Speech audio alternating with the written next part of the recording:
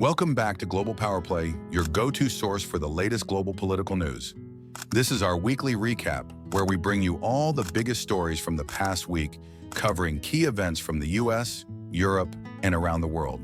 Sit back, relax, and let's dive into this week's most important updates. The auto industry is facing an unprecedented shakeup, and it's not coming from abroad, but right here at home. President Trump's plan to impose a 25% tariff on all cars not made in the United States has triggered a crisis in Detroit and beyond. If a vehicle is built in the U.S., there's no tariff. But imported cars and parts are slapped with a hefty 25% tax.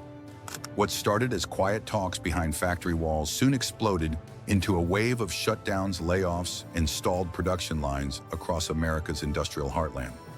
Ford Motor Company, once the symbol of American manufacturing might, took a blow few expected. On May 17th, Ford announced it was closing several iconic U.S. assembly lines. The Chicago plant, where the Explorer and Lincoln Aviator were once produced by the thousands, went silent. Meanwhile, Michigan's Bronco and Ranger assembly lines came to a halt, leaving thousands of workers uncertain and waiting for calls that might never come. This wasn't due to foreign competition, but the tariffs themselves, a policy meant to punish China and Mexico, but ended up striking a harsh blow to American factories instead. Ford warned that these tariffs could cost the company over $1.5 billion in earnings in 2025 alone. That kind of financial hit is tough for any business to absorb, even one as large as Ford. The shutdowns didn't stop with Ford. General Motors scrambled to adjust, laying off hundreds while quietly moving some truck production back to Indiana. Stellantis, which owns Chrysler and Dodge, idled plants in Canada and Mexico. But the ripple effect hit the U.S. hard, especially in Michigan and Indiana, where 900 component plant workers lost their jobs overnight. Ford tried to soften the blow. Prices on Mexican-made models like the Mustang Mach-E, Maverick, and Bronco Sport went up nearly $2,000 to help cover tariff costs. But customers and dealerships felt the sting immediately, and even this wasn't enough. Behind closed doors, executives warned more cuts could be on the way. The tariffs drove up costs across the board, from steel to electronics. The Lincoln Nautilus, imported from China, became too expensive to sell competitively, forcing Ford to halt exports to China entirely. Losing access to one of the world's largest auto markets sent a clear message. This trade war was no longer hypothetical.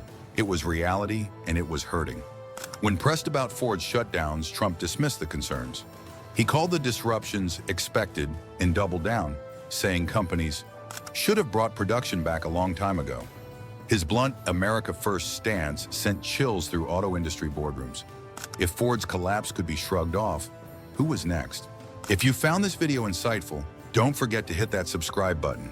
Stay tuned for more updates and content. We've got plenty more coming your way. Signs of strain were everywhere. Stellantis paused SUV production in Mexico for a whole month, halting parts supply and assembly.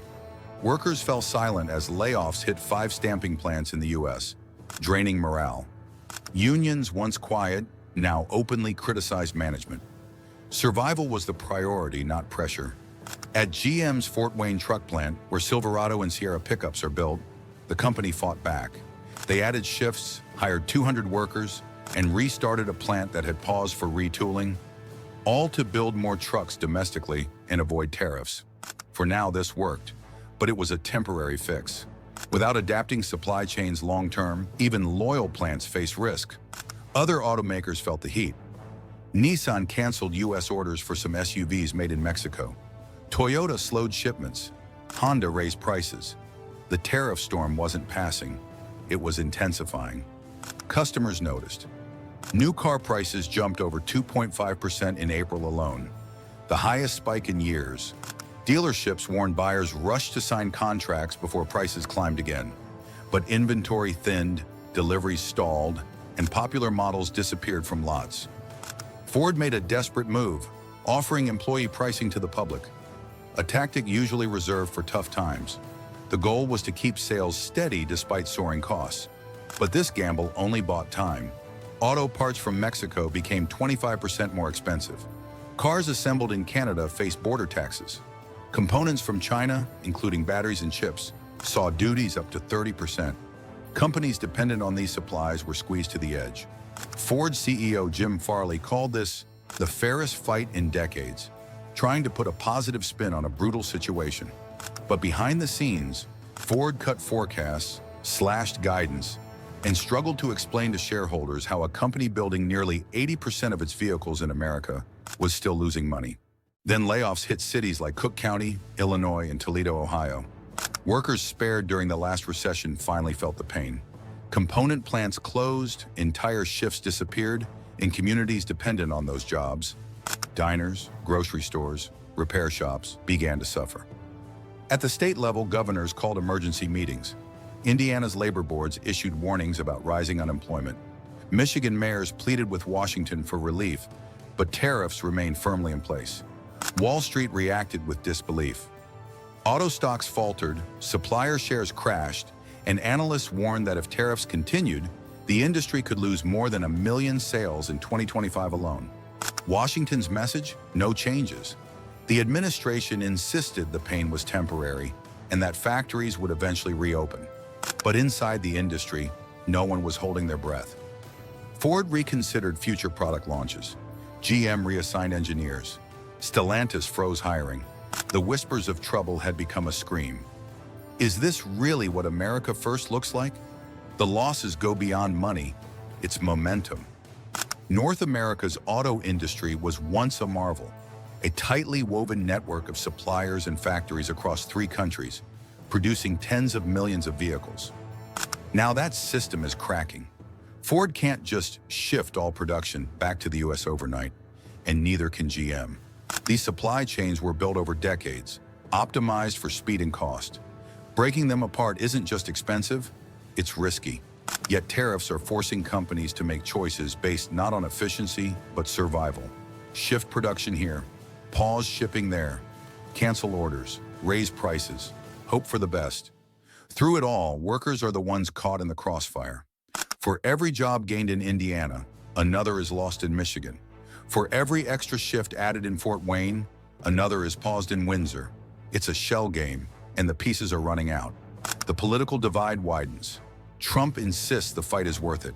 Democrats say the cost is too high.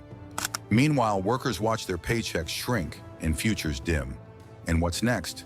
The industry braces for retaliation. China has already hit back with tariffs on American cars. Exports dry up. Overseas buyers turn to Korean and European models. American cars become too costly abroad and possibly soon at home too.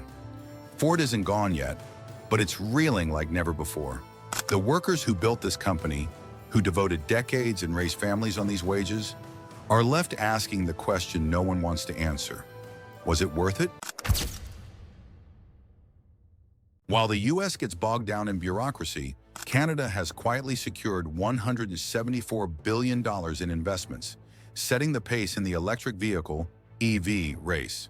From battery metals to megafactories, Canada is now leading the charge, and Washington wasn't ready for this shift. The quiet revolution.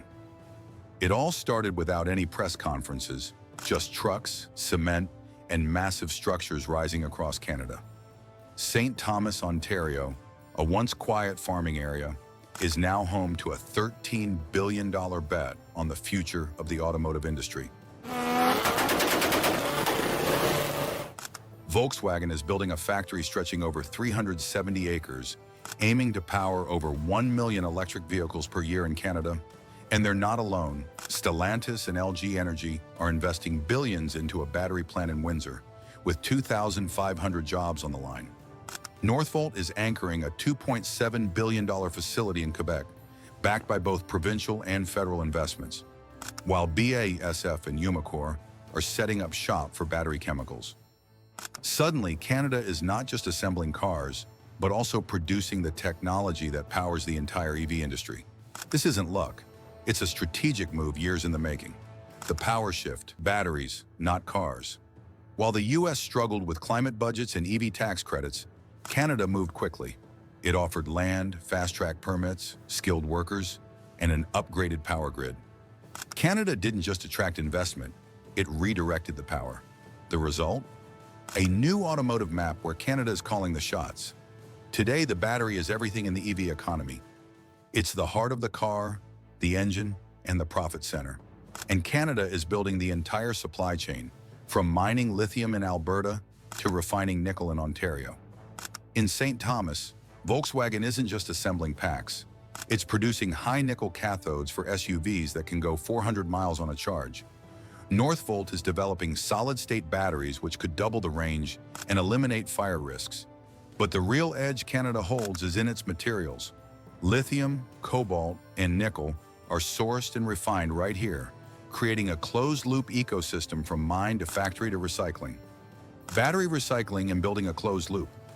Ontario is also seeing a rise in battery recycling hubs that can reclaim up to 95% of used materials, making the process greener, faster, and cheaper. Canada isn't just chasing trends, it's building infrastructure that will dominate the next 20 years of electric mobility. Why U.S. car makers are nervous? On the surface, it looks like a win-win. Canada builds the batteries, the U.S. assembles the cars, trade flows, jobs are created, and everyone's happy. But American automakers are getting nervous. Volkswagen's plant alone is expected to power over 1 million EVs per year by 2027, and Canada's total battery output could hit 45 gigawatt-hours annually by 2030, enough for 500,000 cars. Meanwhile, in the U.S., battery projects are stalling due to water disputes, labor talks, and delays in permits. American car makers are realizing how much they depend on Canadian supply. If you found this video insightful, don't forget to hit that subscribe button. Stay tuned for more updates and content. We've got plenty more coming your way. Canada's quiet diplomacy. While the U.S. has struggled with tariffs and trade wars, Canada has quietly built strategic partnerships with Europe, South Korea, India, and Japan. It's positioned itself as a reliable, neutral partner, and it's paying off. Through agreements with the U.S. and Mexico under USMCA, Canadian-made batteries flow tariff-free across North America, making Canada the most efficient option for automakers in both the U.S. and Europe. Quiet power. Canada's new position. Canada may not be making headlines like the U.S., but it's reshaping the global EV supply chain. With the right minerals, the right partners, and the right policies, Canada is no longer just following, it's leading. While U.S. lawmakers debate EV subsidies, Canada is already building the future. The result is a nation that once followed and now dictates key terms in global battery flows. Final thoughts. Will Canada continue to rise to the top, or will Detroit catch up? A recent report from Punchbowl News reveals that Amazon has made a drastic decision in the face of political and economic pressures, deciding to relocate its entire global headquarters outside the United States. But what's driving this bold move, and why is it so controversial? In early 2025, Amazon ignited a political firestorm by proposing a new way to show consumers the impact of President Trump's trade tariffs on product prices. The plan was to openly display how much tariffs were inflating prices, including 145% on imports from China and 10% on other goods. This move quickly escalated into a political battleground, with Punchbowl News leaking the proposal in April 2025. The response from the White House was swift. President Trump personally reached out to Amazon CEO Jeff Bezos, expressing concerns. White House Press Secretary Caroline Leavitt publicly denounced Amazon's proposal, calling it a politically motivated act. Although Amazon swiftly retracted the idea, the damage was done. The plan had sparked a broader debate about corporate responsibility, global trade, and the shifting power dynamics of international business. The situation quickly escalated beyond product pricing. It became a defining moment in the global trade war, revealing deep-seated tensions between U.S. policy and corporate interests. The stage was set for a corporate shift unlike any other. In response to mounting pressure, Amazon quietly activated Project Silver Compass, a secretive initiative to relocate its global command structure beyond U.S. borders. Why the drastic move? The answer lies in the enormous costs imposed by tariffs. Within 3 years, these tariffs were projected to reduce Amazon's profits by over $13 billion. The situation worsened when the de minimis rule, A policy that allowed duty-free entry for low-value imports was revoked. This rule had been the backbone of Amazon's ability to maintain low prices and efficient global supply chains. Without it, costs soared, competitors outside the U.S. gained an edge, and Amazon found itself increasingly cornered. Inside Amazon, the response was urgent. The company began considering locations to establish a new global headquarters. The shortlist included Singapore, Ireland, Canada, and the UAE. Each offered unique advantages, such as Singapore's efficiency, Ireland's minimal regulation, Canada's cultural alignment, and the UAE's tax incentives. Ultimately, the UAE emerged as the leading candidate. In what could be seen as an unprecedented offer, the Emiratis provided Amazon with a 10-year tax exemption, a custom-built logistics district in Dubai, and relocation support for up to 40,000 employees and their families. This offer was too attractive to ignore, and secret negotiations began almost immediately. As talks with foreign governments gained momentum, tensions in Washington boiled over. Amazon wasn't simply planning a corporate relocation, it was making a political statement. In the face of an increasingly volatile U.S. economic landscape, Amazon was preparing to crown another nation as its new global hub. If you found this video insightful, don't forget to hit that subscribe button. Stay tuned for more updates and content. We've got plenty more coming your way. On May 6, 2025, Amazon officially confirmed that it would relocate its entire global headquarters outside the United States. This decision went beyond establishing a secondary campus or moving a portion of operations. It involved the full transfer of Amazon's global logistics, financial operations, and executive leadership. This move marked a significant shift in how multinational corporations are responding to the complexities of global trade and political uncertainty. The announcement sent shockwaves through Seattle. Amazon's stock initially dropped by 5%, but quickly rebounded as investors realized the potential cost savings from relocating operations abroad. However, the real impact was felt on the ground in Seattle. The city's housing market, once buoyed by the tech boom, began to show signs of decline. Small businesses that relied on Amazon's workforce for foot traffic saw a significant drop in revenue. And with thousands of Amazon employees facing relocation, unemployment, or job uncertainty, Seattle's economy was left in disarray. Amazon's global transition, however, was anything but slow. The company began deploying new infrastructure across the Gulf region. Amazon's cloud architecture was duplicated in Abu Dhabi, ensuring the company could continue operations under sovereign data regulations. Fulfillment centers in Bahrain and Oman were outfitted with state-of-the-art automation and solar power systems, reflecting Amazon's ongoing commitment to innovation and sustainability. At the same time, Amazon overhauled its global supply chain. U.S. ports, once vital to its distribution network, were downplayed in favor of more agile hubs in Asia, Europe, and the Middle East. The company adopted emerging technologies such as blockchain for traceability, EOII for demand forecasting, and robotics for warehousing. This shift wasn't just about geography. It represented a strategic pivot to build a resilient, politically neutral global supply ecosystem. The impact of Amazon's move was felt across industries. Other major U.S. corporations began recalibrating their strategies. Apple, for example, ramped up its lobbying efforts to secure tariff exemptions for critical Chinese components. Tesla, which was already building a battery facility in Indonesia, sought preferential tax treatment. Walmart, traditionally grounded in American logistics, began reassessing its global sourcing and manufacturing strategies. The message was clear: if Amazon could leave, so could anyone. In response, the U.S. political landscape became increasingly divided. Lawmakers demanded investigations, while consumer advocacy groups accused Amazon of abandoning American workers. Labor unions, in particular, were vocal in their criticism, decrying Amazon's shift as a betrayal of its American roots. But the core question remained: what does it mean to be an American company in 2025?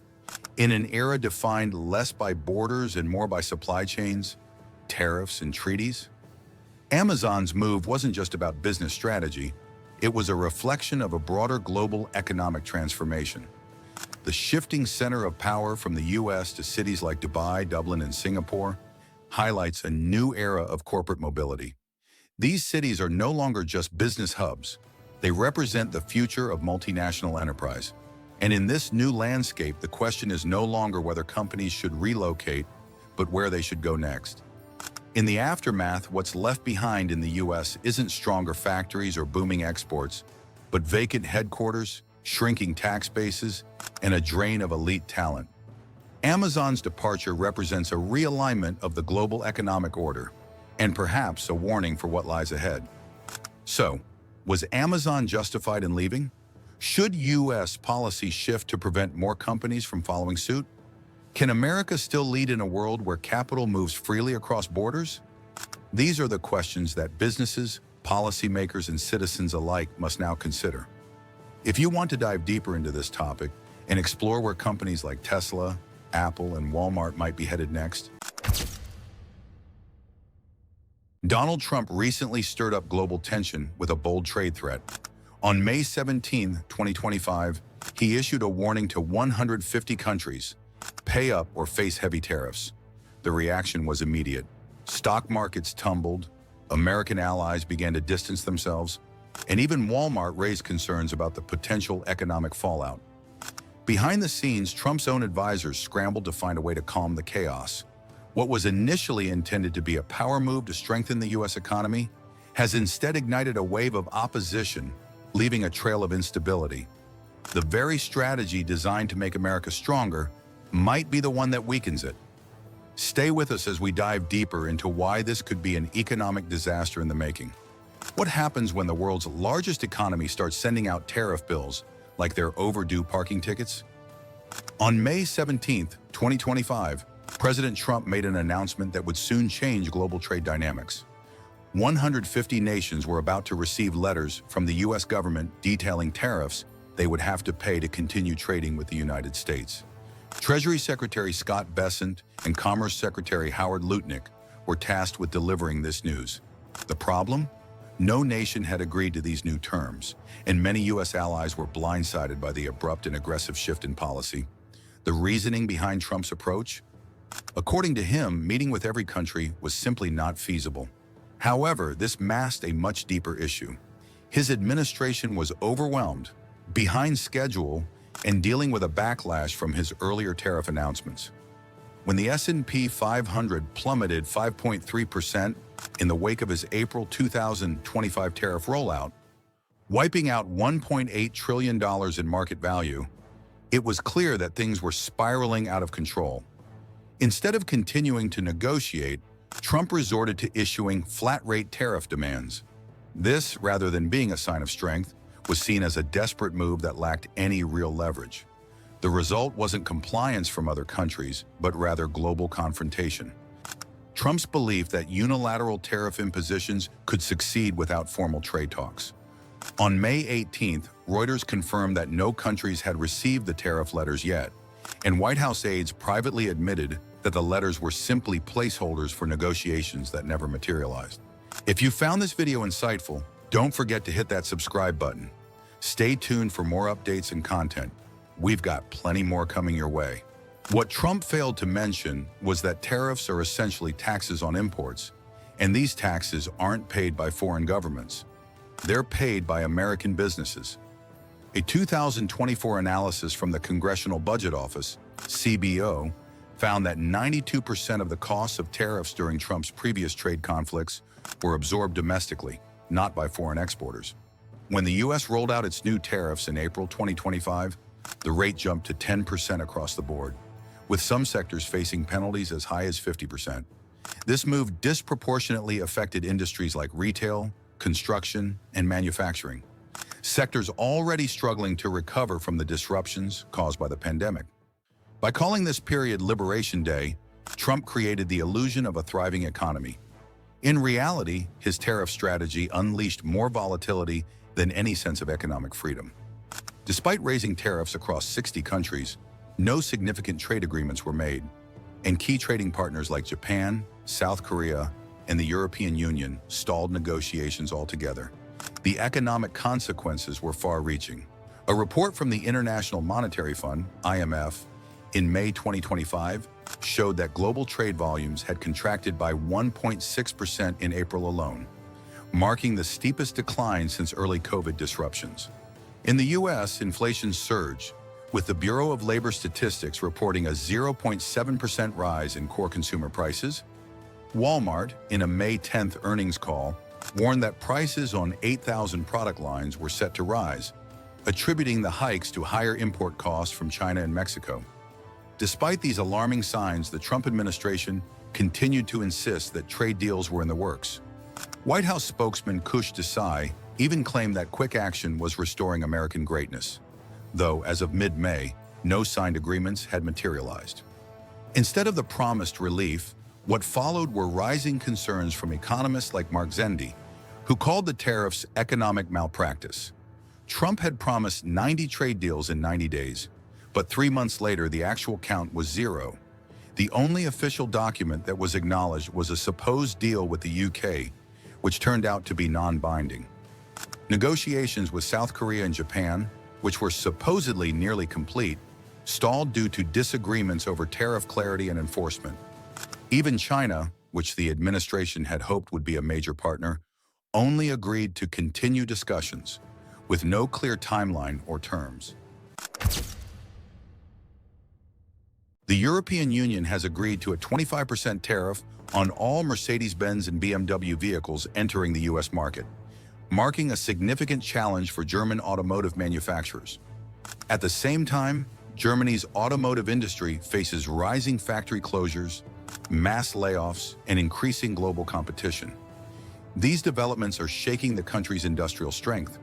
There are also growing concerns about the long-term viability of the Chinese automotive market, especially in the premium segment, which is now attracting more attention from automakers. For decades, German luxury brands like Mercedes, BMW, and Audi have been firmly established in the U.S. market, synonymous with high-end quality. However, the Trump administration's imposition of harsh tariffs has caused a major shift. President Donald Trump made it clear that any company that does not produce vehicles in the U.S. would face tariffs as high as 25% on imported vehicles. The cost of production skyrocketed for companies like BMW, Mercedes, and Audi, which had already invested heavily in U.S. manufacturing. The European Union has agreed to impose a 25% tariff on all Mercedes-Benz and BMW vehicles, putting the German automakers under intense pressure. The tariffs also apply to components like engines, electronics, and digital instrument panels, adding significantly to production costs.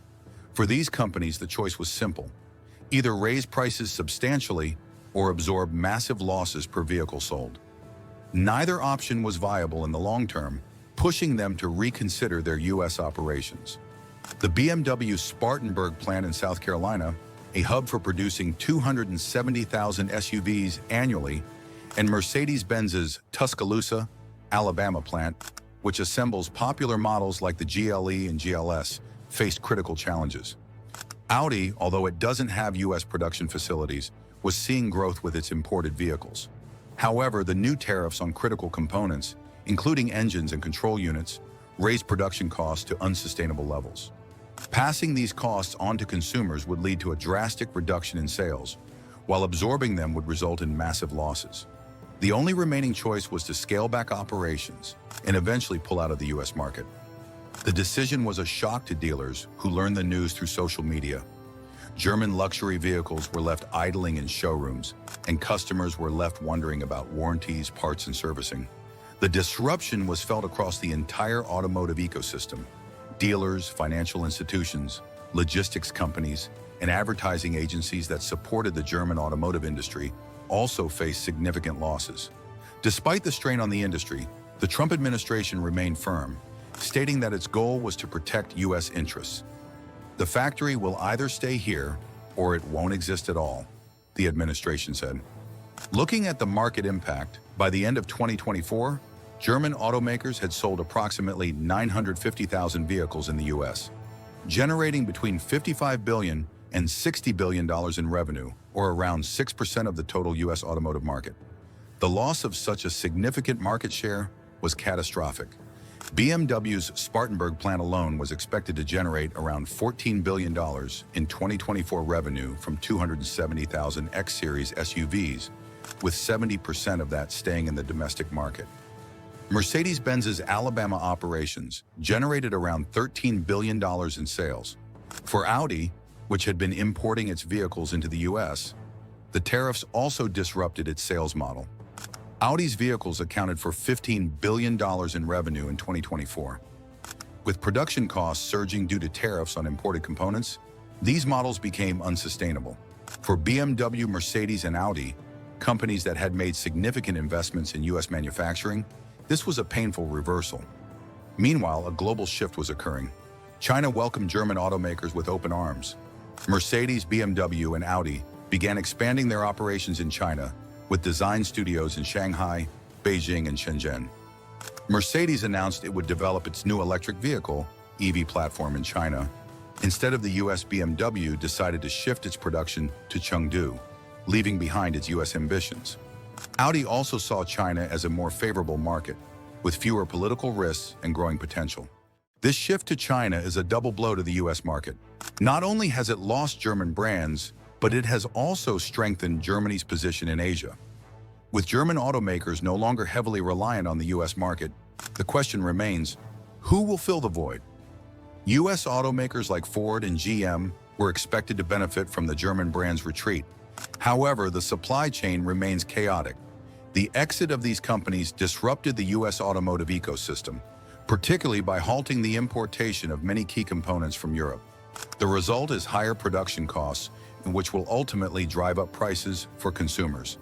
Economists have argued that Trump's tariffs were designed to protect domestic industries, but the long-term effects have been disruptive. Many believe that while the U.S. will eventually build a self-sufficient supply chain, the transition will be painful. Meanwhile, platforms reliant on the automotive sector are revisiting their strategies due to the uncertainty in the market. Was this policy really necessary? Some argue that the U.S. had been overly dependent on foreign automakers for too long. Others counter that brands like Mercedes-Benz and BMW have been manufacturing in the U.S. for decades, providing thousands of jobs. The closure of these plants has led to job losses and significant economic disruption. Looking ahead, the ultimate outcome of this trade battle remains uncertain. German automakers may focus on expanding in Asia, but they may also return to the U.S. market if conditions improve. Meanwhile, the U.S. is trying to create its own autonomous vehicle ecosystem, though the short-term outlook appears bleak. From a macroeconomic perspective, analysts predict a direct decline of $45 billion in automotive trade volume for the U.S. over the next few years. With the value of U.S. automotive imports standing at $350 billion in 2024, this loss represents a substantial hit to the economy. Furthermore, U.S. automotive exports are expected to decrease by $15 billion, primarily due to the loss of German production plants and export channels for vehicles like the BMW X5 and Mercedes-Benz GLC, which were sold globally as made. The departure of German automakers from the U.S. market may have reduced the country's dependency on imports, but it also eliminated crucial export revenues. Additionally, around 2,500 companies in the U.S. automotive supply chain have either downsized or shut down due to the loss of business from German OEMs. Without the German market, these suppliers face significant uncertainty. Local suppliers are exploring alternatives, such as relocating to Mexico or Canada, but many are struggling to find new opportunities. Economists estimate that the U.S. automotive supply chain could lose up to $4 billion in business volume. The situation serves as a stark reminder of how vulnerable even the most powerful economies can be to rapid shifts in global trade and policy. Drop your thoughts in the comments, and don't forget like and subscribe for the latest updates on global politics.